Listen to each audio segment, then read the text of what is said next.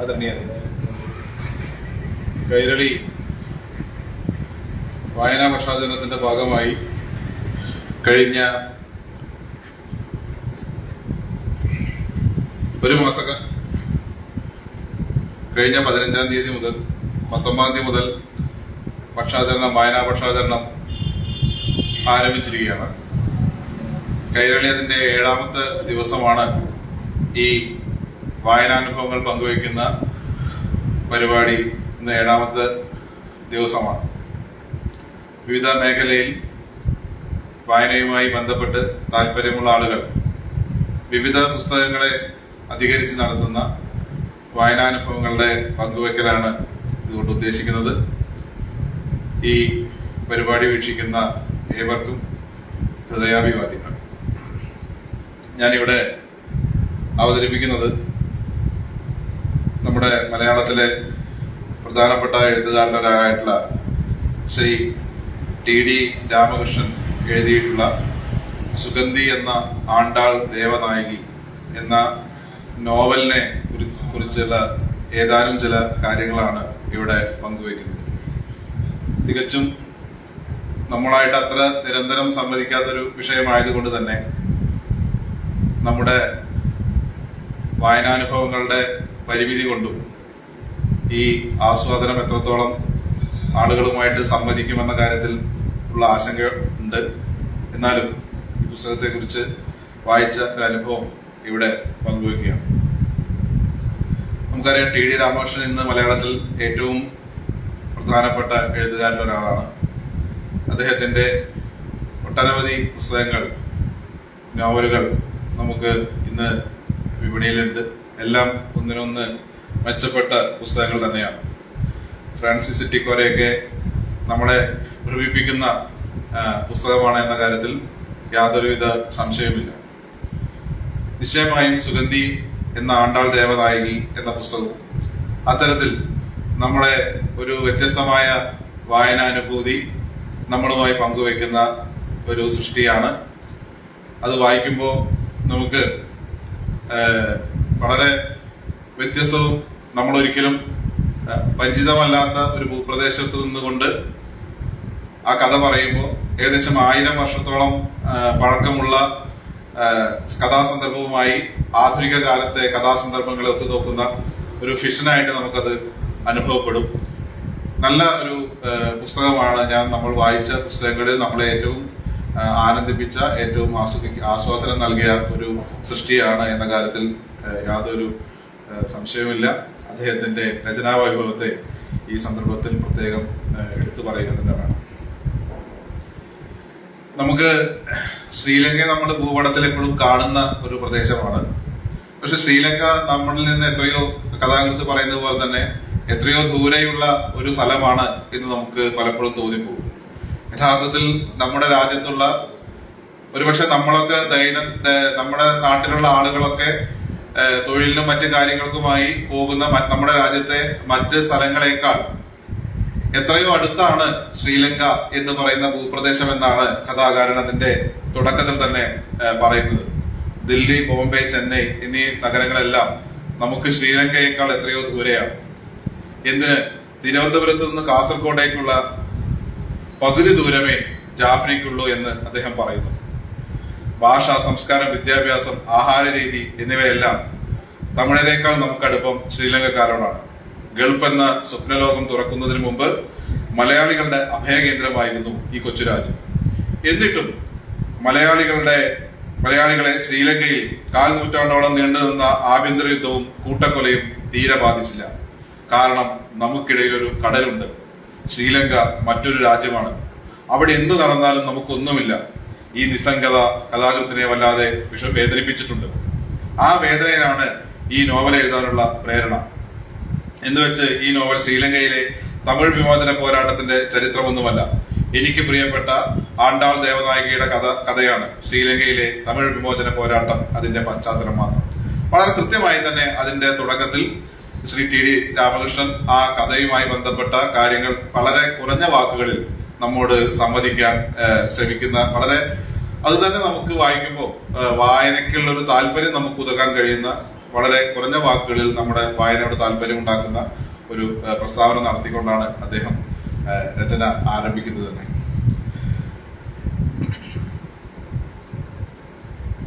ഇതിൽ ആദ്യത്തെ അധ്യായം ഡിവൈൻ പേ DP, അതിനെ സംബന്ധിച്ചിട്ടുള്ള ഒരു വിശകലനമുണ്ട്. അതിന്റെ ആ അധ്യായത്തിൽ ശ്രീലങ്കയിലെ ആഭ്യന്തര രാഷ്ട്രീയത്തെ കുറിച്ച്, അവിടുത്തെ വിമോചന പോരാട്ടത്തെ സംബന്ധിച്ച്, അവിടുത്തെ രാജ്യഭരണത്തെ, അവിടുത്തെ ഭരണ സമ്പ്രദായത്തെ സംബന്ധിച്ച്, അവിടെ ദീർഘകാലം നിലനിന്നിരുന്ന സർക്കാരും വിമോചന പോരാളികളും തമ്മിലുണ്ടായിട്ടുള്ള ഏറ്റുമുട്ടലുകളെ സംബന്ധിച്ച്, ആഭ്യന്തര യുദ്ധത്തെ സംബന്ധിച്ച്, ആ ആഭ്യന്തര യുദ്ധകാലത്ത് ഉണ്ടായ കൊടും പീഡനങ്ങളെ സംബന്ധിച്ചെല്ലാം വളരെ നല്ല നിലയിൽ നമുക്ക് മനസ്സിലാവുന്ന തരത്തിൽ അദ്ദേഹം വിശകലനം ചെയ്യാൻ ശ്രമിക്കുന്നുണ്ട്. അത് നമുക്ക് ആ ഒരു കാലത്തേക്ക്, ആ ഒരു സന്ദർഭത്തിലേക്ക് നമ്മളെ തീർച്ചയായും കൊണ്ടുചെന്നെത്തിക്കുന്ന കഥാസന്ദർഭങ്ങൾ തന്നെയാണ് അത് സൃഷ്ടിച്ചെടുത്തിട്ടുള്ളത് എന്ന് നമുക്ക് കൃത്യമായിട്ടും പറയാൻ കഴിയും. അവിടെ നടക്കുന്ന ഈ യുദ്ധത്തിന്റെ ഇതില് ഈ കഥ, ഈ നോവലിൽ പൂർണ്ണമായും TD എല്ലാ ഘട്ടത്തിലും പറയാൻ ശ്രമിക്കുന്നത് ഈ പുസ്തകം ഒരു സ്ത്രീപക്ഷ പുസ്തകമാണ്, സ്ത്രീപക്ഷ രചനയാണ്. സ്ത്രീകൾ അനുഭവിക്കുന്ന, നമുക്കറിയാം നമ്മുടെ സമൂഹം എത്രത്തോളം ജനാധിപത്യപരമാണ് എന്ന് പറഞ്ഞാലും നമ്മുടെ രാജ്യത്താണെങ്കിലും ശരി, നമ്മുടെ ലോകക്രമത്തിലാണെങ്കിലും ശരി, നമ്മുടെ സമൂഹത്തിലാണെങ്കിലും ശരി, നമ്മളിൽ ഓരോരുത്തരാണെങ്കിലും ശരി, സ്ത്രീകൾ അനുഭവിക്കുന്ന കടുത്ത വിവേചനങ്ങളും അവരുടെ ജനാധിപത്യ അവകാശങ്ങളോട് പൊതുവെ സമൂഹവും എല്ലാം വലിയ രൂപത്തിൽ ഇന്ന് ഈ സന്ദർഭത്തിലും 1000 വർഷം മുമ്പും ഈ ജനാധിപത്യ രഹിതമായ ഈ സാമൂഹ്യ വ്യവസ്ഥിതി സ്ത്രീകളെ ഏൽപ്പിക്കുന്ന ആഘാതത്തെ സംബന്ധിച്ച് വളരെ കൃത്യമായി അദ്ദേഹം പറയാൻ ശ്രമിക്കുന്നുണ്ട് എന്ന് നമുക്ക് കാണാൻ കഴിയും. പീറ്റർ ദേവാനന്ദം എന്ന് പറയുന്ന ഇതിന്റെ കഥാനായകൻ, അദ്ദേഹമാണ് ഈ തുടക്കം മുതൽ തന്നെ ഈ കഥയെ കൊണ്ടുപോകുന്നത്. അതില് അദ്ദേഹം ഒരു സിനിമ നിർമ്മിക്കുന്നതിന് വേണ്ടിയിട്ട് പിന്നെ ശ്രീലങ്കയിൽ എത്തുന്ന ഒരു കഥ, അങ്ങനെയാണ് കഥ തുടങ്ങുന്നത്. അതിനു മുമ്പ് തന്നെ, ഈ കഥ തുടങ്ങുന്നതിന് മുമ്പ് തന്നെ അദ്ദേഹം ജാഫ്നയിലും കൊളംബോയിലും ഒക്കെ എത്തുന്നുണ്ട്. അന്ന് തമിഴ് വിമോചന പോരാളികൾക്ക് സിനിമ നിർമ്മിക്കുന്നതിന് വേണ്ടിയിട്ടാണ് അദ്ദേഹം എത്തിയിട്ടുള്ളത്. പക്ഷെ പിന്നെ അവിടുന്ന് അദ്ദേഹം രക്ഷപ്പെട്ട് പോരുന്ന ഒരു സന്ദർഭമാണ് ഉണ്ടായത്. പിന്നീട് രണ്ടാമത് സർക്കാരിന്റെ അതിഥിയായി, സർക്കാരിന്റെ ആവശ്യപ്രകാരം രണ്ടാമതും ഈ സിനിമയുമായി ബന്ധപ്പെട്ട പ്രവർത്തനങ്ങൾക്ക് അദ്ദേഹം എത്തുന്നതാണ്. അങ്ങനെയാണ് കഥ ആരംഭിക്കുന്നത്. അതില് നല്ല നിലയിൽ അദ്ദേഹം ഈ കഥയെ സംബന്ധിച്ചിട്ടുള്ള തുടക്കം കണ്ടെത്താൻ അദ്ദേഹം ശ്രമിച്ചു. അതിൽ ആദ്യത്തെ അധ്യായത്തിലെ അവസാനത്തെ പാരഗ്രാഫിലാണ് ഈ കഥാനായികയെ സംബന്ധിച്ചുള്ള സൂചന തരുന്നത്. നമുക്ക് സുഗന്ധി എന്ന കഥാപാത്രത്തെ സംബന്ധിച്ചുള്ള സൂചനകൾ നൽകുന്നത്. അതിലെ ഈ പിന്നെ കറുപ്പ എന്ന് പറയുന്ന ഒരു മാസികയെ പറ്റി, അതിൽ നിന്നാണ് ആദ്യമായി സുഗന്ധിയെ സംബന്ധിച്ച സൂചനകൾ വന്നു തുടങ്ങുന്നത്. ഇതിനെ സംബന്ധിച്ച് പറയുന്നുണ്ട്. അതിലെ ഒരു പോസ്റ്റ്, കറുപ്പ് എന്ന് പറയുന്ന ഈ മാസികയുടെ ഇതില് ഒരു പോസ്റ്റ് വരികയും അതില് ഈ ഒരു പെൺ പോരാളി തൻ വാഴികை കുറിപ്പുകൾ എന്നാണ് തുടക്കം. അതിലാണ് ആദ്യമായി ഈ കഥാപാത്രത്തെ സംബന്ധിച്ച, ദേവനായികയെ സംബന്ധിച്ചുള്ള കഥ പറഞ്ഞോളൂ. അതായത് 2 കാലഘട്ടത്തിൽ ജീവിച്ചിരുന്ന 2 സ്ത്രീ കഥാപാത്രങ്ങൾ, ഒന്ന് ആധുനിക കാലത്ത് ജീവിക്കുന്ന സുഗന്ധിയും, ഒന്ന് 1000 വർഷം മുമ്പ് ജീവിച്ച് മരിച്ചുപോയ ഒരു അനശ്വരയായ വനിതാ പോരാളിയായിട്ടുള്ള ദേവനായികയും. ഈ 2 കഥാപാത്രങ്ങളുടെ സാമ്യങ്ങൾ, അവരുടെ ജീവിതത്തിൽ ഉണ്ടാവുന്ന സമാനമായ കഥാസന്ദർഭങ്ങൾ, അതെല്ലാമാണ് ഈ നോവലിൽ കൃത്യമായി വളരെ ആസ്വാദ്യപരമായിട്ട് അദ്ദേഹം പങ്കുവെക്കാൻ ശ്രമിച്ചിട്ടുള്ളത്. അതിൽ ഈ കഥ പറയുന്ന സമയത്ത് ഈ സുഗന്ധി എന്ന് പറയുന്ന പെൺകുട്ടി ശ്രീലങ്കയിലെ ഒരു ഇടത്തരം കുടുംബത്തിൽ ജനിച്ച, അല്ലെങ്കിൽ കുറച്ചുകൂടി മെച്ചപ്പെട്ട കുടുംബത്തിൽ ജനിച്ച് ഒരു പെൺകുട്ടിയാണ്. അവരുടെ ശരിക്കുള്ള പേര് സുഗന്ധി എന്നാണ് ഔദ്യോഗികമായ നാമമെങ്കിലും അവരുടെ ശരിക്കുള്ള പേര് ദേവനായികി എന്നതായിരുന്നു. ഈ പെൺകുട്ടിക്ക് പക്ഷെ കുടുംബത്തോടൊപ്പം അവളുടെ 3 വയസ്സ് വരെ മാത്രമേ ജീവിക്കാൻ ഭാഗ്യമുണ്ടായുള്ളൂ. 3 വയസ്സായ ഒരു ഘട്ടത്തിൽ കുടുംബസഹിതം അച്ഛനും അമ്മയും സഹോദരനും സഹോദരിക്കുമൊപ്പം യാത്ര ചെയ്യവേ സിംഹള പോരാളികൾ ഇവരുടെ കാറ് തടഞ്ഞു നിർത്തി അച്ഛനും അമ്മയും അവിടെ വെച്ച് കൊല്ലുന്നു. അവിടെ സഹോദരനും സഹോദരിയും അവിടെ വെച്ച് മരണപ്പെടുന്ന സാഹചര്യം ഉണ്ടാവുന്നു. കാറ് പൊട്ടിത്തെറിക്കുന്നു. ഈ 3 വയസ്സായ കുഞ്ഞു മാത്രം രക്ഷപ്പെടുകയും ആ കുഞ്ഞിനെ പിന്നീട് ഇവരുടെ മാതൃ സഹോദരൻ UK കൊണ്ടുപോവുകയും അവിടെ നിന്ന് വിദ്യാഭ്യാസവും മറ്റു കാര്യങ്ങളൊക്കെ നടക്കുകയും ചെയ്യുന്നതായിട്ടാണ് കഥയിൽ പറയുന്നത്. അപ്പൊ എന്താ വെച്ചാൽ ഈ സിംഹളപ്പോരിന്റെ സിംഹളരുടെ കടുത്ത രൂപത്തിലുള്ള ഈ തമിഴ് വംശജരോടുള്ള അതികഠിനമായ വെറുപ്പിന്റെയും വിദ്വേഷത്തിന്റെയും കഥയാണ് ഇത് പറഞ്ഞു തുടങ്ങുമ്പോൾ തന്നെ നമുക്ക് മനസ്സിലാവുക.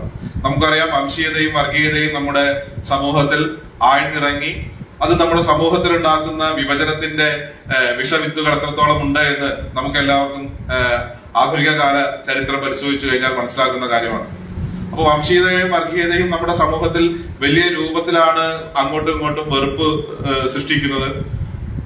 ഈ ഒരു വംശീയതയുടെ പേരിൽ 2 വിഭാഗങ്ങൾ തമ്മിൽ പരസ്പരം ശത്രുക്കളെ പോലെ ജീവിക്കുന്ന സാഹചര്യം ഉണ്ടാവുന്നത് നമ്മുടെ പല സന്ദർഭത്തിലും അത്തരത്തിലുള്ള കാര്യങ്ങൾ നമുക്ക് കാണാൻ സാധിക്കും. ആ ഒരു നിലയിൽ തന്നെയാണ് ഇതും മുന്നോട്ട് പോയിക്കൊണ്ടിരിക്കുന്നത്. അതിനുശേഷം ഈ പെൺകുട്ടിയെ അവരുടെ വിദ്യാഭ്യാസമൊക്കെ ഇംഗ്ലണ്ടിൽ വെച്ച് നടക്കുന്നു.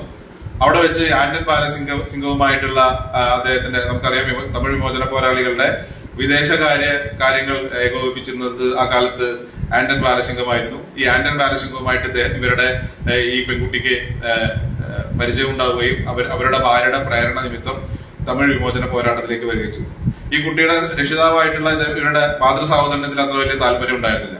കാരണം എന്താ വെച്ചാൽ പൊതുവെ വിമോചന പോരാട്ടങ്ങളെല്ലാം പിന്തുണച്ചിരുന്ന, സമൂഹത്തിലെ ഉന്നത നിലയിൽ ജീവിച്ചിരുന്ന ഈ മാതൃ സഹോദരൻ ഒരു ഘട്ടം കഴിഞ്ഞപ്പോൾ ഇത്തരത്തിലുള്ള വിമോചന പോരാട്ടങ്ങളോട് മുഖം തിരിച്ചു നിൽക്കുന്ന ഒരു സമീപനമാണ് സ്വീകരിച്ചത്. അതിന് അദ്ദേഹത്തിന് വ്യക്തമായ കാരണമുണ്ട്. നമുക്ക് എല്ലാവർക്കും അറിയാവുന്ന പോലെ ലോകത്താകമാനം വിമോചന പോരാട്ടങ്ങൾക്ക് തുടക്കഘട്ടത്തിലൊക്കെ ഉണ്ടായിരുന്നത് ഇടതുപക്ഷ പുരോഗമന സ്വഭാവമായിരുന്നുവെങ്കിൽ പിന്നീട് അതിനൊക്കെ സ്വത്വ രാഷ്ട്രീയത്തിന്റെ അതിലേക്ക് മുറുകുകയും അവരൊക്കെ സ്വത്വ രാഷ്ട്രീയവാദികളായി. അതൊക്കെ നമുക്ക് ഏത് വിമോചന പോരാട്ടത്തെയും പരിശോധിച്ചാൽ നമുക്ക് കാണാൻ കഴിയും. അതിലുള്ള അദ്ദേഹത്തിന്റെ പ്രത്യയശാസ്ത്രപരമായ വിയോജിപ്പ് തന്നെയായിരുന്നു ഈ തമിഴ് വിമോചന പോരാട്ടങ്ങളോട് അദ്ദേഹത്തിന്, ആ സംഘത്തോട് അദ്ദേഹത്തിന് ഉണ്ടായിരുന്നു. എന്നാലും ഈ കുട്ടി അതുമായിട്ട് ബന്ധപ്പെട്ട് പ്രവർത്തിക്കുന്നു. അതിനുശേഷം അവരുടെ പ്രവർത്തനങ്ങൾക്ക് വേണ്ടിയിട്ട് അവര് ശ്രീലങ്കയിലെത്തുന്നു. അങ്ങനെ അവിടെ വെച്ചിട്ട് ഈ പ്രവർത്തനങ്ങളുടെ ഭാഗമാവുകയും പിന്നീട് അതിന്റെ എല്ലാ ദുരന്ത ഫലങ്ങളും ഏറ്റുവാങ്ങുകയും ചെയ്യുന്ന ഒരു അവസ്ഥയിലേക്ക് എത്തുകയും ചെയ്യുന്നു. നിശ്ചയമായും ആ കുട്ടിക്ക് തമിഴ് വിമോചന പോരാട്ടങ്ങളുമായിട്ട് ബന്ധപ്പെടേണ്ടതുണ്ട്. അവരുടെ ജീവിതത്തിൽ അങ്ങനെ വരുള്ളൂ. കാരണം എന്താ വെച്ചാൽ ജീവിതത്തിൽ അവരുടെ എല്ലാ രക്തബന്ധങ്ങളെയും തകർത്ത് കളഞ്ഞത് ഇത്തരത്തിൽ അവരോട് കാണിച്ച കൊടും ക്രൂരത ഒന്നുകൊണ്ട് മാത്രമാണ്. ആ ഒരു കഥാസന്ദർഭത്തിൽ അവർക്ക് സ്വാഭാവികമായിട്ടും പ്രതികാരം ചെയ്യാനുള്ള അവകാശമുണ്ട്, പ്രതിഷേധിക്കാനുള്ള അവകാശമുണ്ട്. ആ ഒരു സ്ത്രീ എന്ന നിലയിൽ ആ പ്രതികാരത്തെയും പ്രതിഷേധത്തെയും അവര് അണയാതെ ആ കഥാവസാനം വരെ സൂക്ഷിക്കുകയും ഒരുപാട് അവസാനം അവരുടെ കൈകളൊക്കെ നഷ്ടപ്പെട്ട് വലിയ രൂപത്തിലുള്ള ക്രൂരമായ പീഡനങ്ങൾക്ക് ഇരയായി അങ്ങനെയൊക്കെ വന്ന സമയത്ത് ആ പോരാട്ട ഒട്ടും പോലും ചോർന്നു പോവാതെ കാത്തു സൂക്ഷിക്കുകയും ചെയ്യുന്ന ഒരു മികച്ച കഥാപാത്രമായിട്ടാണ് സുഗന്ധി ഈ നോവലിൽ നിൽക്കുന്നത്. ഇതേപോലെ തന്നെ ഇതിന് സാമ്യമാണ് ഈ ആണ്ടാൾ ദേവനായകി എന്ന് പറയുന്ന ഇവരെ ഇതുമായി ബന്ധപ്പെട്ട് വരുന്നത്. അവരും ഇതേപോലെ ഒരു മികച്ച പോരാളിയാണ്. അവരെ കാന്തലു എന്ന് പറയുന്ന ഒരു കഥാപശ്ചാത്തലമൊക്കെ ആകെ മാറി 1000 വർഷം പഴക്കമുള്ള ഒരു കഥാപശ്ചാത്തലത്തിലേക്ക് ഇത് മാറുകയും വളരെ വിദുഷിയായിട്ടുള്ള, വളരെ സൗന്ദര്യവതിയായിട്ടുള്ള ആണ്ടാൾ ദേവനായകി അവരുടെ കാന്തലോടെന്ന് ഇപ്പൊ വിഴിഞ്ഞത്തിന് സമീപം എന്നാണ് പറയുന്നത്. അതായത് നമ്മുടെ തിരുവിതാംകൂർ രാജവംശമൊക്കെ ഉണ്ടാവുന്നതിന് മുമ്പ് കേരളത്തിന്റെ തെക്കൻ അതിർത്തി വിഴിഞ്ഞം പ്രദേശമൊക്കെ ഭരിച്ചിരുന്ന ചേര സാമ്രാജ്യത്തിന്റെ കീഴിലുണ്ടായിരുന്ന ഒരു ഭൂവിഭാഗമായിട്ടാണ് അത് പറയപ്പെടുന്നത്. ആ സ്ഥലത്ത് ഈ ഭരിച്ചിരുന്ന ആ രാജ്യത്തിന് കീഴിൽ ജീവിച്ചിരുന്ന ഈ സ്ത്രീ അവസാനം രാജാവ് ഈ കുട്ടിയെ താല്പര്യം ഉണ്ടാവുകയും ഇവരെ അവരുടെ 8ാമത്തെ ഭാര്യയായി സ്വീകരിക്കുകയും ചെയ്യുന്നു. പക്ഷെ ചോള രാജാക്കന്മാരുടെ ആക്രമണത്തിൽ രാജാവിന് രാജ്യം നഷ്ടപ്പെടുന്ന ഒരു സാഹചര്യം ഉണ്ടായി.